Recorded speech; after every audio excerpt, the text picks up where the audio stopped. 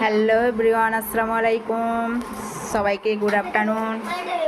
তো এখন আমরা সবাই মিলে খাওয়া দাওয়া করছি। দেখুন সবাই মিলে বসে পড়েছি, খাওয়া দাওয়া চলছে। এখানে সামাদ আছে, এখানে সামাদের আবুজি আছে। তো কী কী রান্না হচ্ছে আপনাদের সেটাই দেখাচ্ছি।